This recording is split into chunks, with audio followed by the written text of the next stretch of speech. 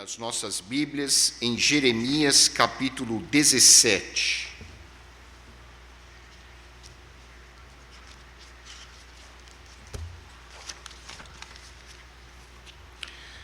O texto de nossa reflexão está em Jeremias capítulo 17, versículos 5 a 10. Assim diz a palavra de Deus. Assim diz o Senhor: maldito o homem que confia no homem, faz da carne mortal o seu braço e aparta o seu coração do Senhor. Porque será como um arbusto solitário no deserto, e não verá quando vier o bem. Antes morará nos lugares secos do deserto, na terra salgada e inabitável. Bendito o homem que confia no Senhor e cuja esperança é o Senhor. Porque ele é como a árvore plantada junto às águas, que estende as suas raízes para o ribeiro e não receia quando vem o calor. Mas a sua folha fica verde, e no ano de sequidão não se perturba, nem deixa de dar fruto. Enganoso é o coração, mais do que todas as coisas, e desesperadamente corrupto. Quem o conhecerá? Eu, Senhor, esquadrinho o coração, eu provo os pensamentos, e isto para dar a cada um, segundo o seu proceder, segundo o fruto das suas ações. Oremos. Santo Deus, nosso Pai, que o teu Santo Espírito nos ilumine neste momento e nos ajude a compreender o significado desta tua palavra que nós acabamos de ler. Te pedimos agradecidos, em nome de nosso Senhor e Salvador Jesus Cristo. Amém. A natureza do ser humano tem sido objeto de estudos ao longo de muitos séculos. Filósofos, educadores, psicólogos, sociólogos, médicos têm se debruçado para procurar entender como funciona a natureza humana, como funciona a mente humana. Afinal de contas, nós somos, de fato, seres racionais? Se nós somos seres racionais, por que nós agimos muitas vezes de forma contrária ao bom senso? Por que nós agimos de maneira a nos derrotar, a nos sabotar? Muitas vezes nós temos comportamentos que são autoderrotistas. Nós nos sabotamos a nós mesmos. E o que nos leva a ser tão autodestrutivos? Os psicólogos afirmam que o livre-arbítrio é uma ilusão. Muitos acreditam que o livre-arbítrio seja uma ilusão. De acordo com a ciência, boa parte dos nossos comportamentos são condicionados pelo meio ambiente e pela nossa história de vida. Ou seja, nós temos a ilusão de que nós estamos agindo, porque somos nós que estamos decidindo agir daquela maneira. Mas estudos mostram que, em boa parte das vezes, as nossas próprias decisões não são tão livres assim. Nós somos condicionados por acontecimentos que ocorreram ao longo da nossa história, por experiências que ficaram registradas no nosso inconsciente, por fatores e circunstâncias do nosso ambiente que direcionam os nossos desejos, as nossas vontades, e nós acabamos decidindo coisas que, no fundo, não seriam do nosso interesse. Freud, o grande criador da psicanálise, descreveu o quanto impulsos inconscientes dirigem o nosso estilo de vida e as nossas decisões. Ele descreveu um fenômeno chamado compulsão à repetição.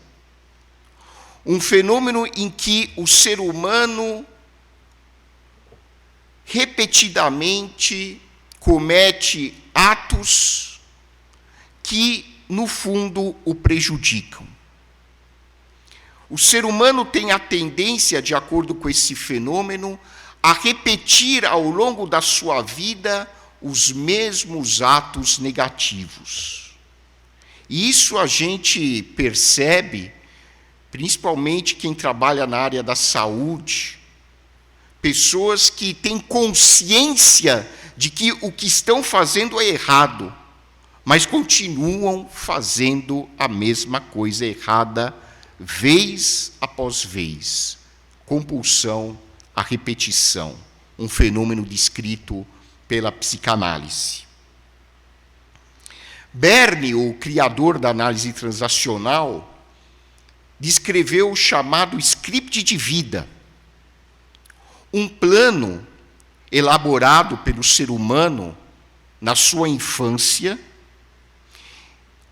que é uma história de vida, e que, a nível inconsciente, continua influenciando os principais acontecimentos e decisões da sua vida. E que, infelizmente, termina muitas vezes mal para a pessoa. A pessoa toma decisões erradas, influenciada por um plano, por uma história de vida que ela criou na sua infância. E a análise transacional, que é um ramo da psicologia, chama alguns scripts de vida de ramárticos, trágicos. Porque a pessoa termina a sua vida na miséria, termina a sua vida na loucura, termina a sua vida na sarjeta, termina a sua vida só, abandonada, porque ela foi influenciada por um script de vida que ela mesma criou na sua infância, em função da maneira como ela interpretou o ambiente, principalmente o ambiente familiar em que ela foi criada. E eu acho interessante o termo que a análise transacional usa para designar esses scripts, ramárticos, que vem da palavra grega hamartia. E hamartia é a palavra do Novo Testamento grego para pecado. Pecado, na Bíblia, no Novo Testamento, que foi escrito em grego originalmente, pecado é hamartia. O pecador é hamartolos. O que é hamartia? O que é pecado em grego? É errar o alvo. Hamartia, pecado, é errar o alvo. Qual é o alvo? O alvo é a vontade de Deus. Toda vez que nós erramos o alvo, toda vez que nós nos desviamos do alvo, que é a vontade de Deus, nós estamos em pecado. Nós cometemos hamartia quando nós erramos o alvo, que é a vontade de Deus. E a vontade de Deus, em essência, é o amor perfeito.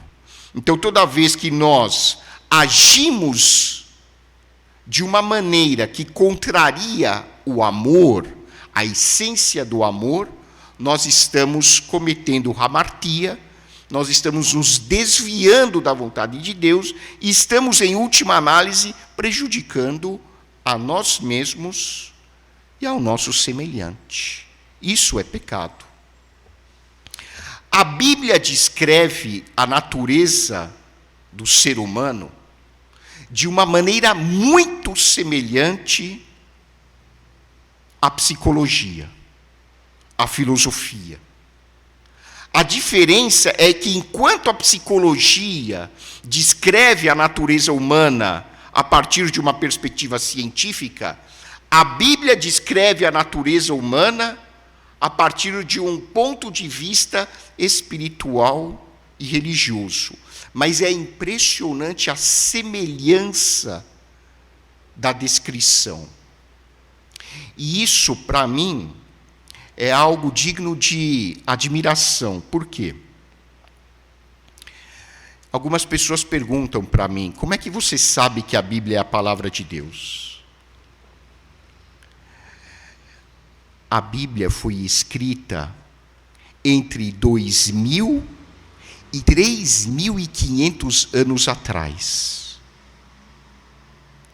E ela fala de coisas que só há 100 anos os psicólogos, os cientistas descobriram. Isso mostra a profundidade da sabedoria com que Deus inspirou os autores humanos da Bíblia. Eles descrevem coisas há milênios que só agora a ciência conseguiu descrever.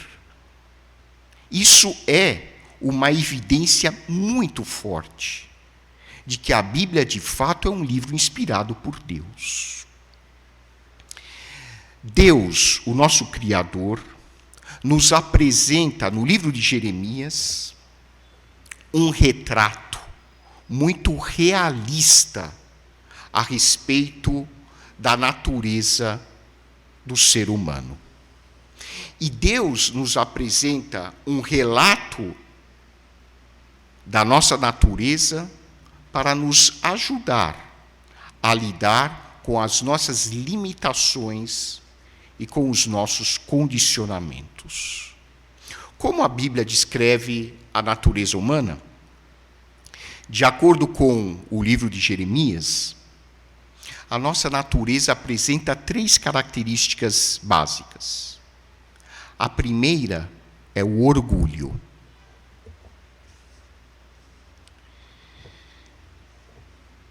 Maldito o homem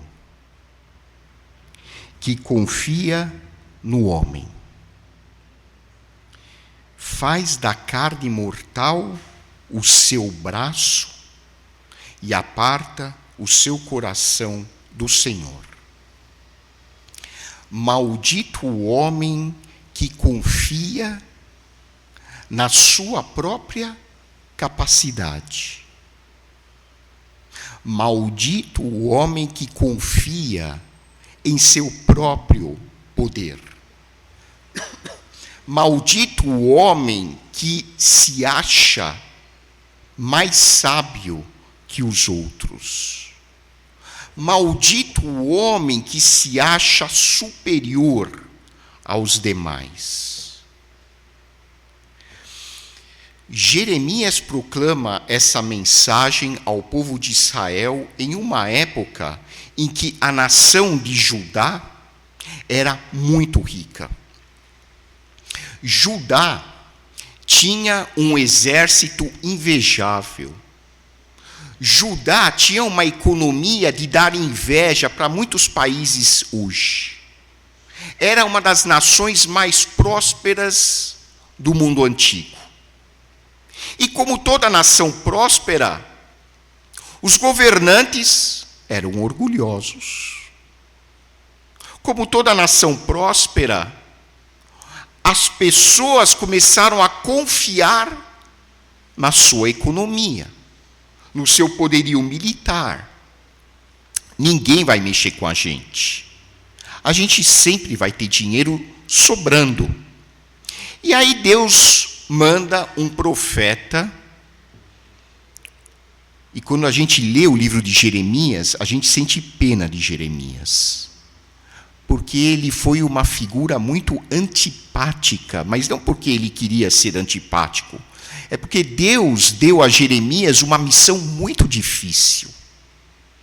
Deus mandou o profeta Jeremias dizer o seguinte para a nação de Judá: vocês estão pensando que vocês são melhores que os outros? Vocês estão se gabando porque vocês têm uma economia sólida?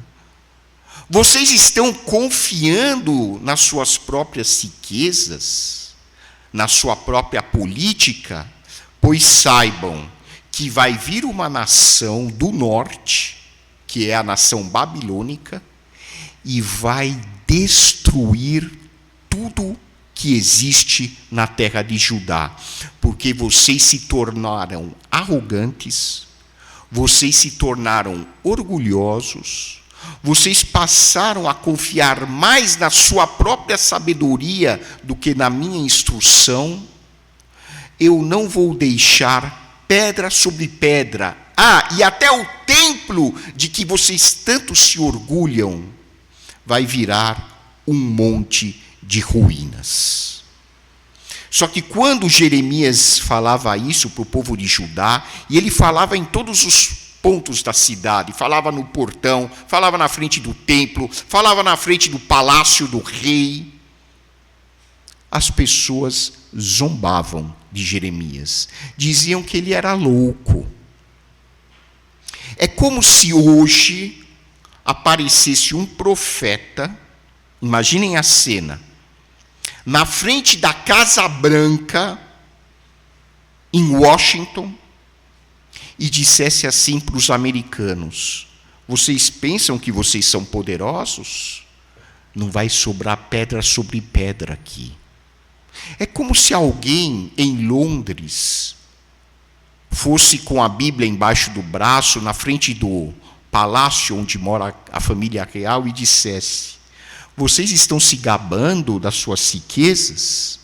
Vocês vão se tornar um monte de pó, porque vocês abandonaram o caminho do Senhor. Uma pessoa que fizesse isso ia ser presa imediatamente. Ia ser acusada de subversão pública, ia ser provavelmente internada num manicômio. Porque Jeremias fazia isso todos os dias, mês após mês, ano após ano. Até que, infelizmente, em 586 a.C., as suas profecias se concretizaram e Nabucodonosor acabou com a cidade de Jerusalém e levou os judeus exilados para a Babilônia. A Bíblia condena o orgulho. O orgulho provavelmente é uma das grandes raízes do pecado. O orgulho leva uma pessoa a se sentir superior em relação às outras. Ele acha que ele é melhor do que os outros. E o orgulho traz consequências negativas, trágicas, para os nossos relacionamentos individuais, para os nossos relacionamentos sociais e até para a política. Por que para a política? Porque quando uma nação acredita que ela é melhor do que as outras, ela explora as outras nações. Foi assim que aconteceu na história, quando os brancos, que se achavam superiores aos negros, foram até a África e levaram milhares e milhares de negros como escravos para as terras da América. Por que isso? Porque os brancos se julgavam, e alguns, infelizmente, ainda se julgam superiores às demais etnias. Olha a tragédia. Seres humanos, pelo simples fato de terem uma cor de pele diferente, tiveram as suas vidas arruinadas, destruídas e trabalharam como escravos em condições animalescas. Por quê? Porque os outros, que eram brancos, se julgavam superiores. Na época do colonialismo, os europeus que se achavam superiores foram até a África e exploraram os recursos minerais da África e levaram milhares de africanos à morte por miséria, por inanição. Por quê? Porque um povo se julgou superior a outro. Quando um povo se julga superior a outro, o resultado é, muitas vezes, a guerra. E em casa, quando o marido se julga superior à esposa, ele acha que a esposa é obrigada a ceder aos seus caprichos. E muitas vezes ele passa até a praticar a violência física contra a esposa. E vice-versa, se a esposa se considera superior ao marido, ela passa a exigir uma série de coisas e a maltratar o seu marido. E os filhos assistem a isso e se tornam, muitas vezes, problemáticos, doentes emocionalmente e até fisicamente. O orgulho leva à arrogância. O orgulho leva ao ódio. Por quê? Porque é uma natureza, é uma reação psicológica do ser humano. Se eu me sinto superior a você, eu vou projetar em você a culpa pelas coisas que não dão certo na minha vida. Então, se eu me julgo superior à minha esposa, tudo que dá errado na minha vida, eu vou dizer, a culpa é sua. Se a esposa se julga superior ao marido, ela vai ficar o tempo inteiro apontando para ele, dizendo, olha, eu não consegui emprego, eu fui reprovada na faculdade, eu não sei o quê, não sei o quê, não sei o quê, por tua causa. E uma coisa que a gente vê muito, pais que se sentem superiores aos filhos. E olham para os filhos como eles sendo os responsáveis pela sua frustração. E passam a ter raiva dos próprios filhos, porque acham que os filhos são a causa da sua infelicidade. Orgulho. Orgulho com suas consequências nefastas. Arrogância, sensação de superioridade, raiva, ódio, inveja. Como que aquela pessoa pode ter aquele monte de coisas e eu não? Porque eu acho que eu sou melhor do que ela. E como que ela consegue e eu não? Como que aquele vizinho conseguiu comprar aquele carro? Você olha para a cara dele e você não dá nada para ele. Como que ele consegue trocar o carro e eu não? São coisas do dia a dia que refletem uma atitude de orgulho.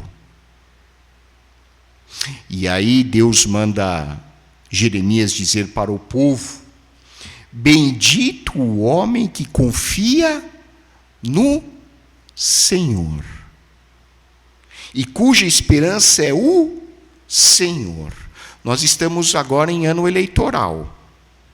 Se preparem. O que vai vir de político que se converteu a Jesus não está escrito. A cada 4 anos, o que tem de gente que se converte é uma coisa impressionante. Não se iludam. independentemente do seu partido político, da pessoa em quem você vota, independente se você é de direita, se você é de esquerda, se você é de centro, se você é de cima, se você é de baixo, não interessa. Nunca confie no ser humano. Quando eu digo nunca confie no ser humano, não é para ter uma atitude paranoica, aquela pessoa que está sempre desconfiada de tudo e de todos.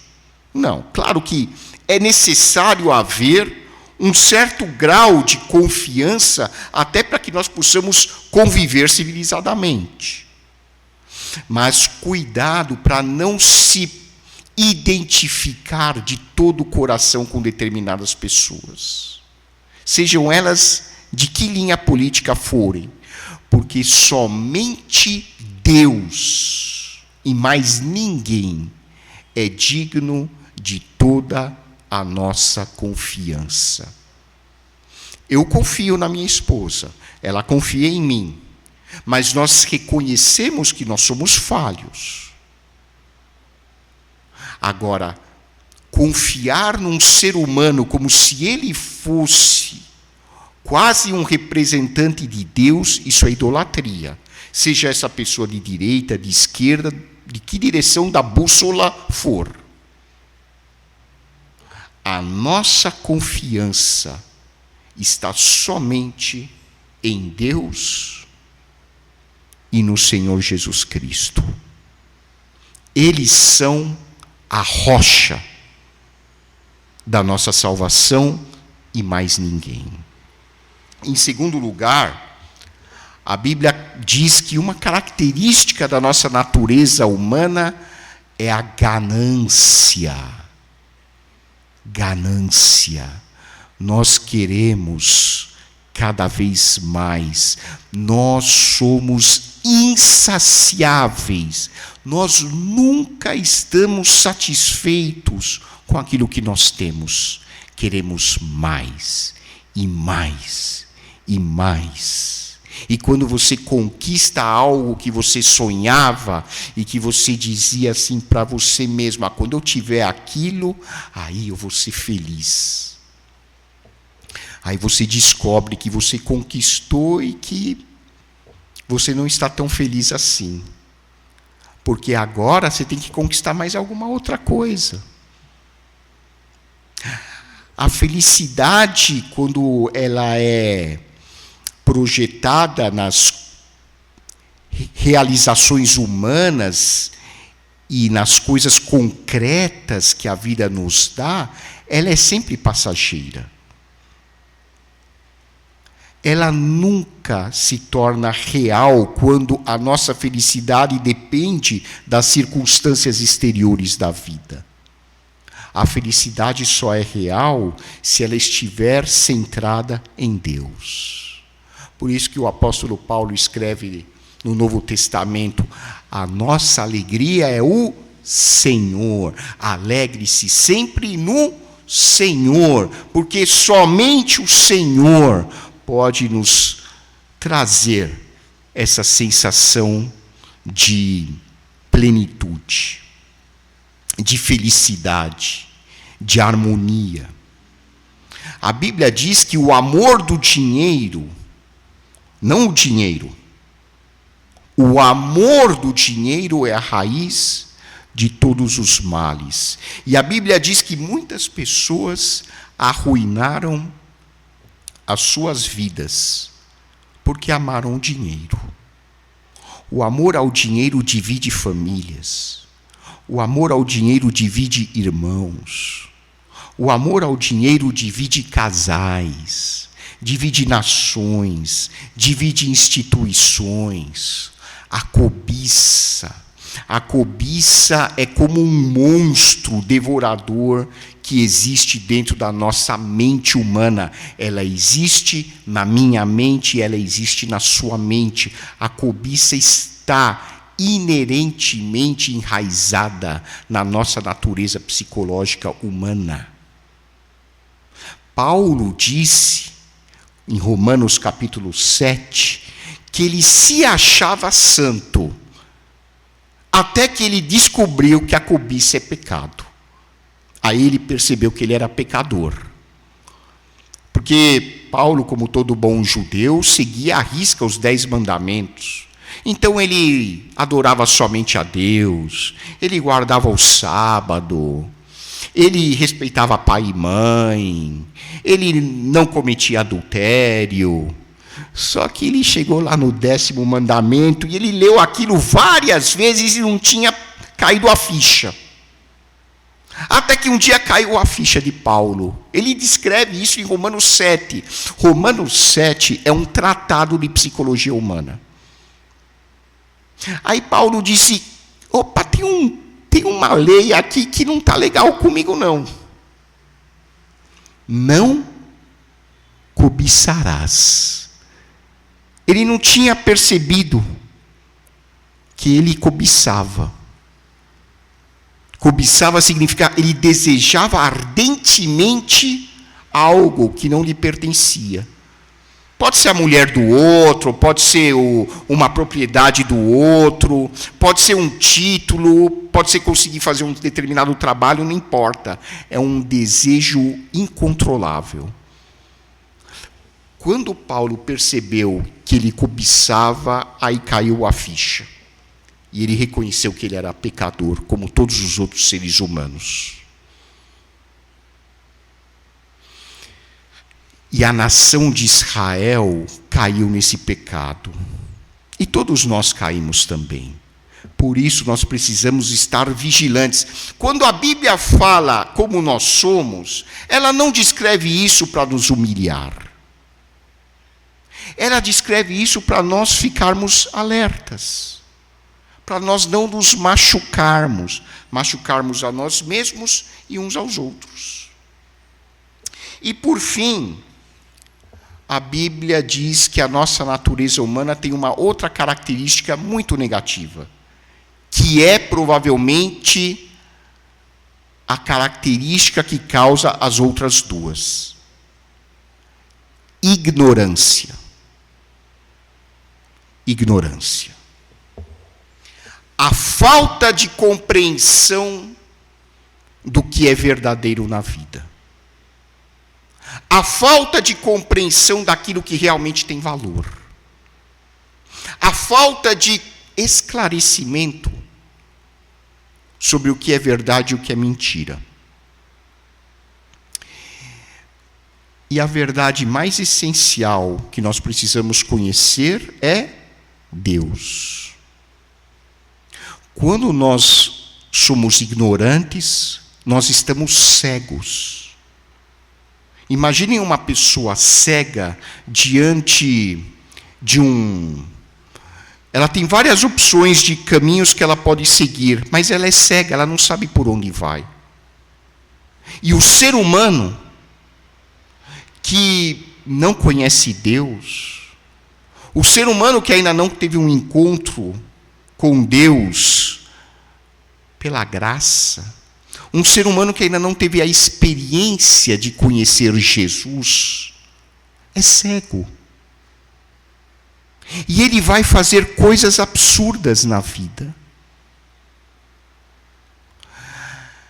No dia 24 de janeiro, num quiosque do Rio de Janeiro,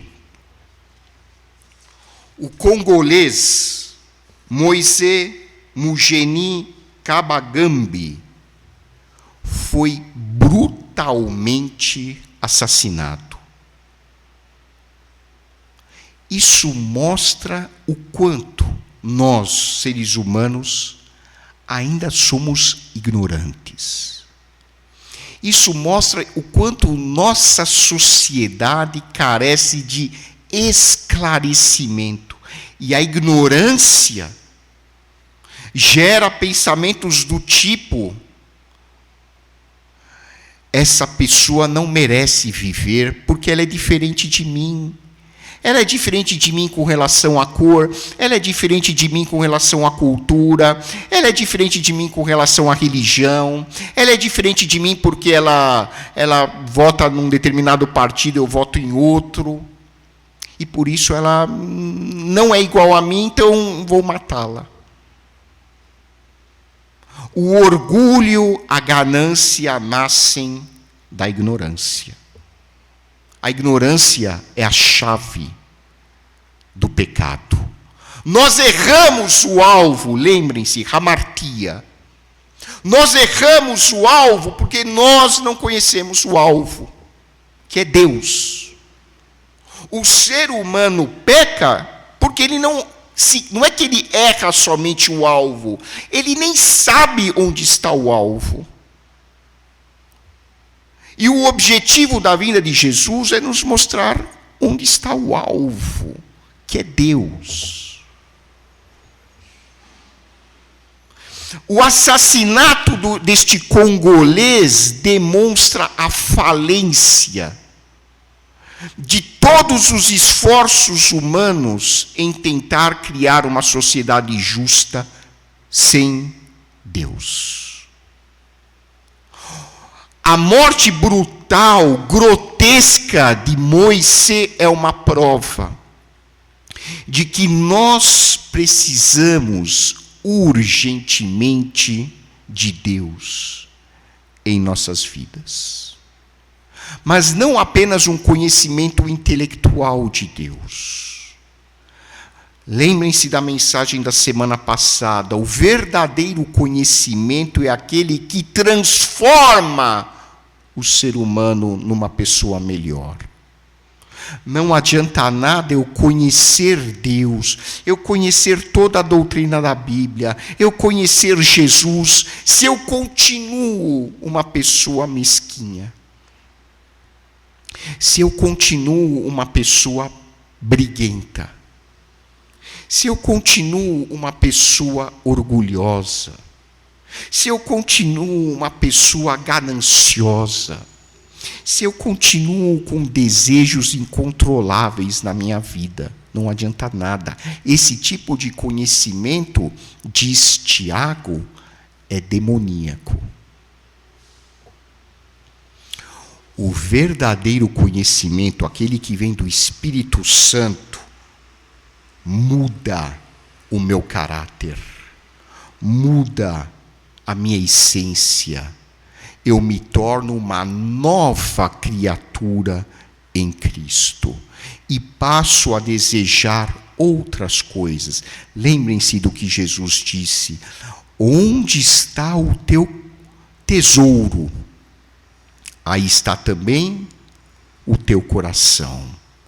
Onde estão os teus valores, onde estão os teus desejos, aí está o centro da sua vida, o seu coração. Que nós possamos reconhecer as limitações da nossa natureza humana. Que nós possamos reconhecer a nossa pecaminosidade. Que nós possamos reconhecer, identificar os nossos maus desejos, as nossas ambições gananciosas, que nós possamos identificar e reconhecer quando estamos cobiçando, que nós possamos identificar o nosso orgulho e pedir para que o Espírito Santo nos ajude em nossas fraquezas, em nossa miséria, a caminhar em frente, olhando e buscando sempre a presença de Deus por meio de Jesus Cristo. Que Deus nos abençoe.